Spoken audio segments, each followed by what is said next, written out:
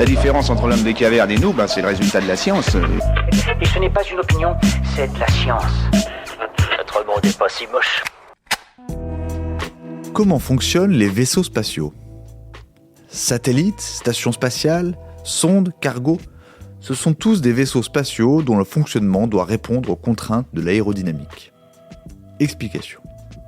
Que ce soit pour une mission en orbite autour de notre planète ou pour une exploration interplanétaire, les vaisseaux spatiaux doivent d'abord pouvoir sortir de l'atmosphère terrestre pour atteindre le vide spatial. Pesant plusieurs tonnes, ils doivent être propulsés depuis le sol au-delà de couches d'air denses. C'est le rôle attribué au lanceur ou fusée en langage courant qui est combiné au vaisseau spatial pour le lancement. Sa force propulsive provient d'une combustion expulsant une quantité massive de gaz vers le sol, qui provoque, en réaction, l'élévation de la fusée vers le ciel. Les lanceurs disposent de plusieurs étages qui sont éjectés au fur et à mesure de la montée et possèdent donc, à chaque niveau, leur propre moteur à propulsion. À 200 km du sol, le lanceur et le vaisseau entrent dans le vide spatial et leur vitesse atteint 28 000 km/h. Ils prennent une trajectoire horizontale qui permet de disposer le vaisseau sur une orbite transitoire dite de transfert. La vitesse de l'engin est celle communiquée par le lanceur au moment de leur séparation. Une fois largué, il peut ajuster sa trajectoire grâce à des poussées issues de son propre moteur. L'orientation du vaisseau spatial doit lui permettre de maintenir la communication au sol ou encore d'être exposé au soleil pour s'alimenter en énergie grâce à ses panneaux solaires.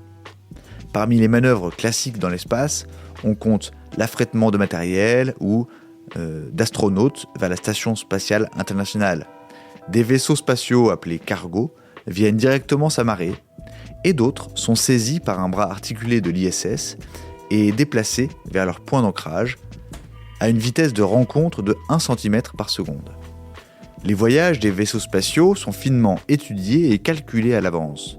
La date choisie pour un lancement est sélectionnée en lien avec des conditions climatiques optimales et suivant le positionnement des astres.